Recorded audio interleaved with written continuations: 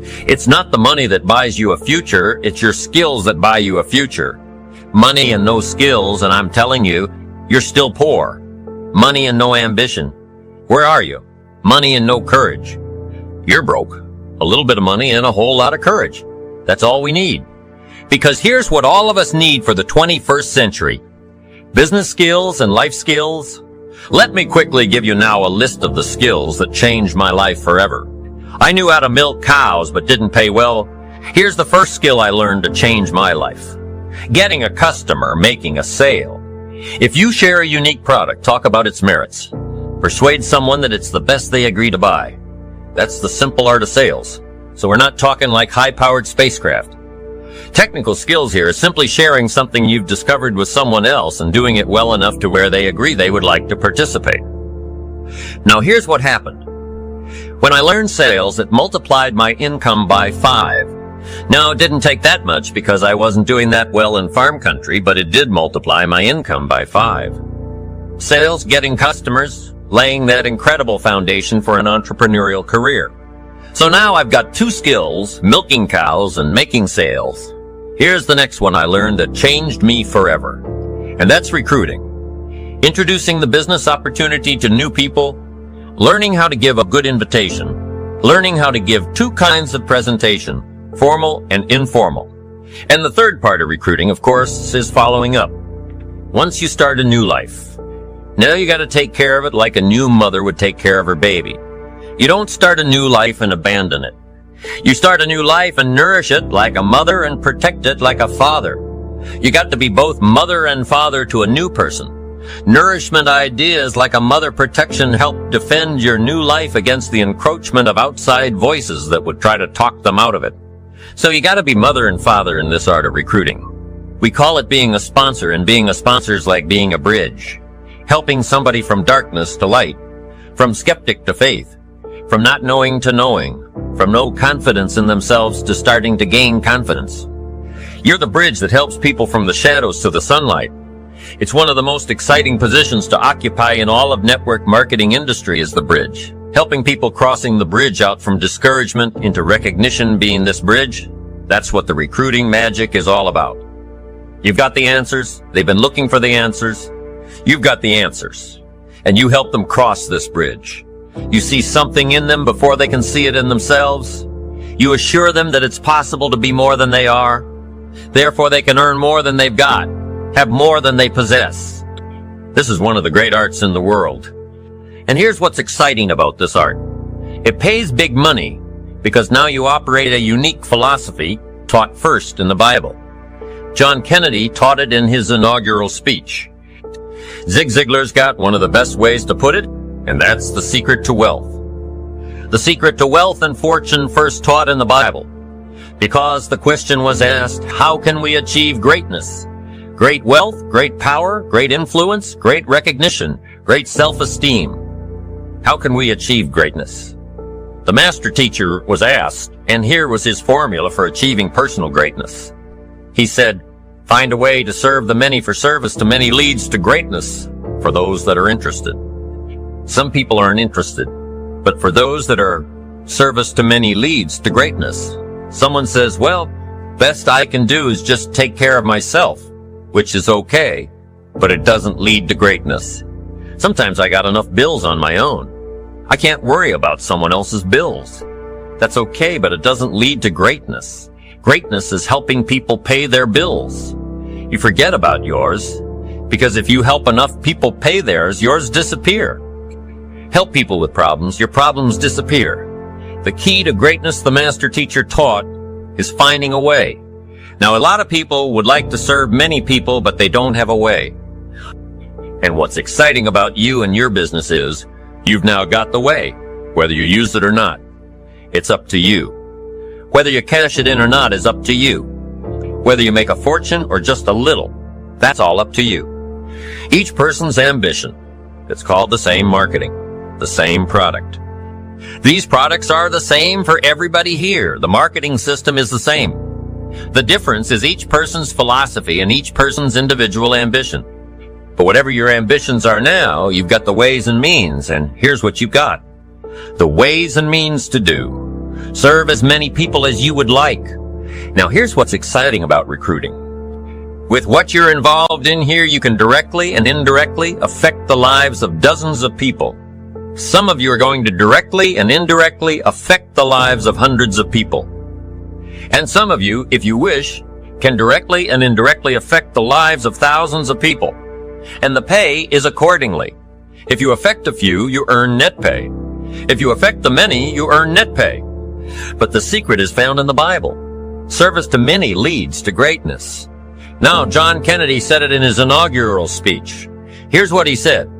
Don't ask, don't we wish that was the current political philosophy? Where is John Kennedy and his philosophy? John Kennedy said, don't ask.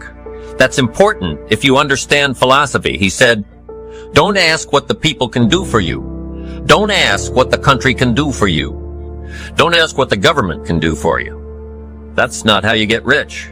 That's not how you have high self-esteem. That's not how you get trophies to put on the mantle above the fireplace, asking what the people can do for you. Don't ask, he said, what the people can do for you, but ask, what could I do for my country? And the country means the people. What could I do for the people? I want trophies. I want recognition. I want high self-esteem. I would even like a chance to make a fortune. John Kennedy says it's easy. Don't ask what the people can do for you, but ask, what could I do for the people? Could I directly and indirectly serve many in my country? Now, Zig probably said it. Zig says money isn't everything, but it ranks right up there with oxygen. Zig, you're right, Zig says. My dentist told me. Zig only floss the teeth you want to keep, forget the rest. But here, Zig is famous for this. Now, this is one of Zig's philosophies, and it goes right along with the other two, the Bible and John Kennedy. Here's what Zig says. If you help enough people get what they want, you can have everything you want. If you help enough people get what they want, you can have everything you want now, wanting everything you want. We call that self-interest. But it's okay to have self-interest if you do it in a positive way. By helping enough people get what they want, you can have everything you want. Now, you can accomplish all that by learning this next skill called recruiting. And I learned it and it made me fortunes. So now I've got 3 skills. Milking cows, making sales, and recruiting. Here's the next skill I learned that paid big money: organizing. Once you got a few, get them to work together. See, and that's magic. Getting people to work together is magic. Now, yes, it's challenging, like having several members of your family, getting them to work together. It's challenging, but it's magic. Getting husband and wife to work together is challenging, but it's magic when it happens. But everything magic is challenging. You just gotta jot that down. Everything magic is challenging. But once you figure out the challenge and go for it, then the magic... Let me tell you how magical people working together is. Let me quote the Bible again. It says, if 2 or 3 agree on a common purpose, nothing is impossible. Just try that on for your mental size. If 2 or 3 agree on a common purpose, nothing's impossible. Everybody's looking for a challenge. Here's what I teach, especially the kids. Here's the best challenge in the world. Let's go do it. Not you. Go do it. Let's go do it. If 2 or 3 of us decide on a common purpose to do it, nothing's impossible. Incredible. Working together, organizing now, when everybody's an independent now, it's a little more challenging. Like having kids. They've each got their own opinions. They've each got their own ambitions and desires. It's challenging. You've got a variety, but that's what makes life the variety, and it is in your business. It is challenging getting people to work together. It's like herding cats. Sheep are easy. Sheep are easy, but you got to try cats. Herding cats. But if you can possibly get it done, the power is so immense when you get people to work together. Here's one of the powers of working together. Shared testimonials. If I've got somebody new and you're there and I'm there, I give them my testimonial. You give your testimonial? Maybe. What tips the scales in getting me a new person is not my testimonial, but my partner's testimonial. Somebody I'm working with. Their testimonial got them. Shared testimonials are so powerful. That's why getting working together is okay is powerful. Now working by yourself is okay. All this stuff is okay. Everybody needs to know, though, where are the advantages? And these are some of the advantages I learned to organize paid big money. Here's what I next learned to do. Promote Promotion now pays staggering money. Now the company comes up with what we call major promotions. Here's what you've got to come up with: the smaller promotions. The company comes up with major recognition. You've got to come up with small recognition for your people around you. The top 5. The company's got top 5. You've got your own top 5 in maybe 2 or 3 categories. Top 5, top 5, top 5, and those little recognitions. To reach certain levels in the company, you have to take major steps. But for you, recognition. Let them take small steps. Here's one of the secrets of your kind of business: rewarding people for small steps of progress. Rewarding people. Sometimes it's just recognition, handshake, pat on the back. Mary, you're doing the fabulous job, and you figure out what those recognitions are. Small steps of progress. Guess what promotion pays if you learn it well? Big money. Getting people to do something they wouldn't ordinarily do by themselves. People will do some unique things by themselves. But if you can figure out a way to say, Mary, if you do this and this, she says, well, I'll go for it. Now, she wouldn't have thought of that on her own. Here's what works. Magic. It's better than money. Money is a bit unimportant. Here's what's important. Ingenuity.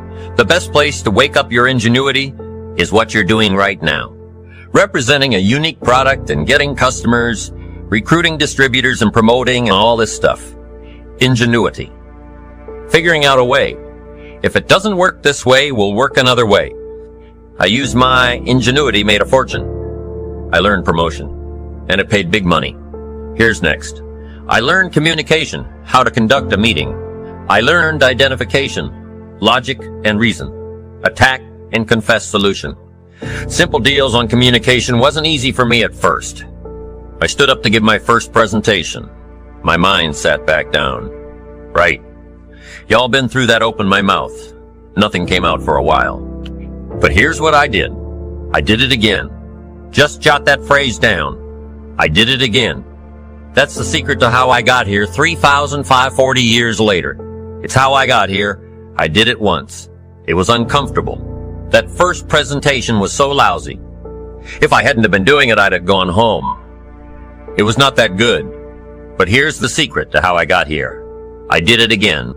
And then I did it again. And then I did it again.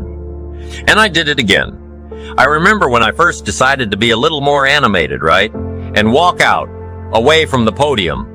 Right. Get out from just behind the podium. So I got out there, and then I thought, how do you get back? What? Remember those times? Doing something for the first time. So learn communication. How to affect other people with words. That's the greatest arts in the world. To learn how to affect other people with words. Key phrase. Don't be lazy in language. If you learn to use the gift of your own language wisely, it can make you a fortune and build an incredible life. Here's 3 other things I learned. 1 is to train. Training people how the business works. And then I've used another word called teach. Train and teach. And only to say this, training people how the business works. Teaching is how life works.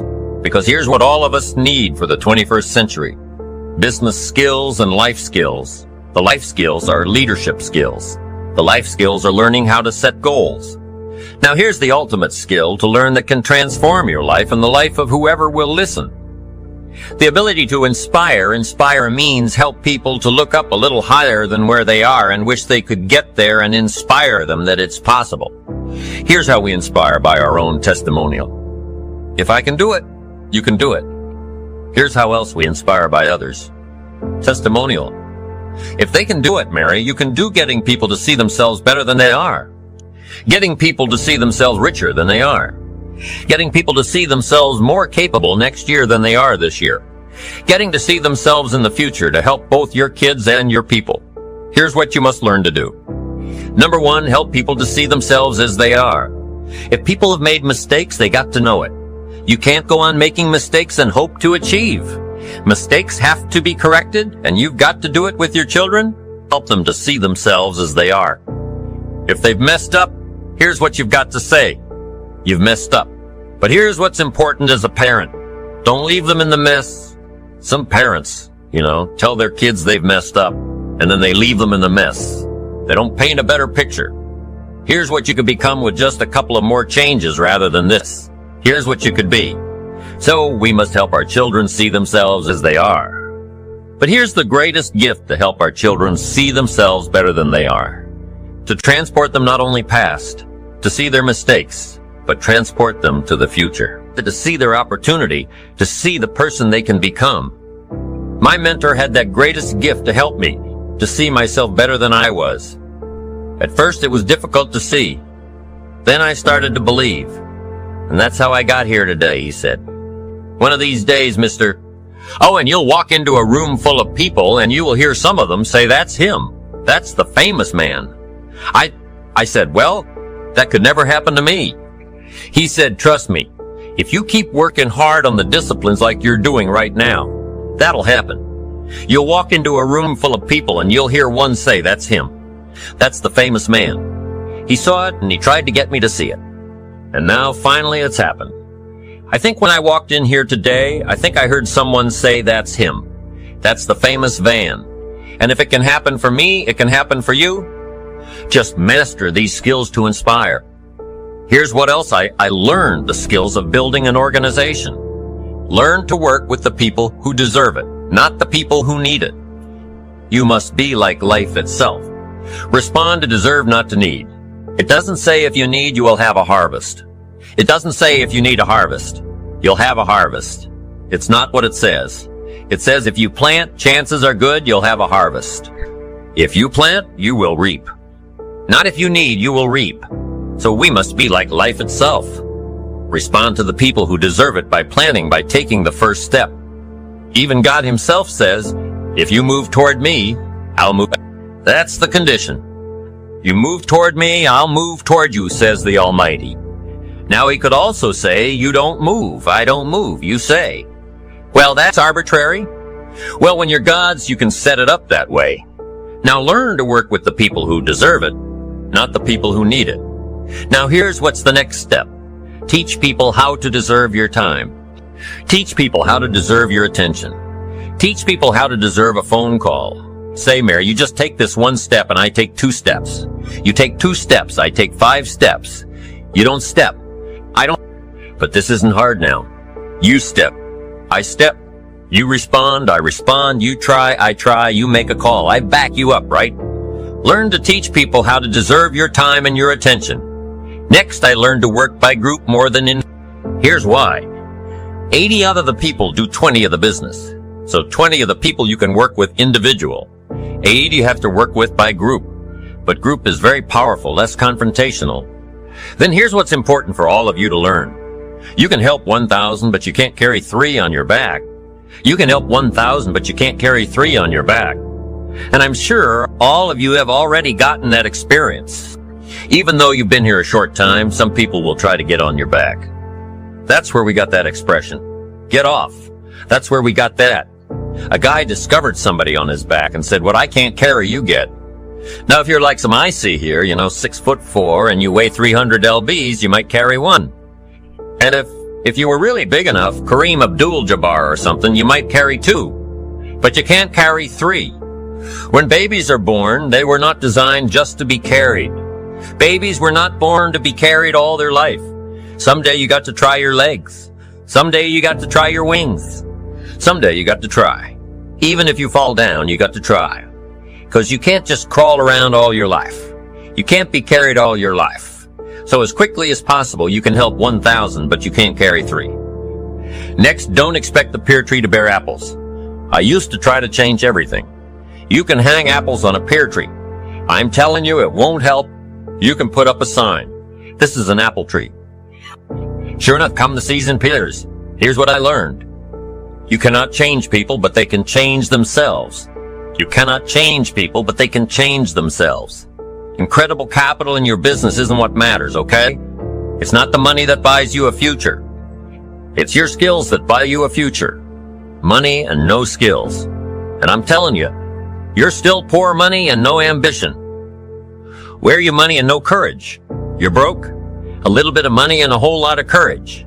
That's all we need. I'm looking for people and I'm recruiting back in those days, and the money didn't matter. What mattered to me was somebody's willingness, somebody's ingenuity, somebody's willingness to try, right? If they had $1 to invest, that was plenty for me. $1 and some ambition. And I can show you how to get rich, and it'll be one of the classic stories of the company. I go to recruit somebody. They say, I don't have any money.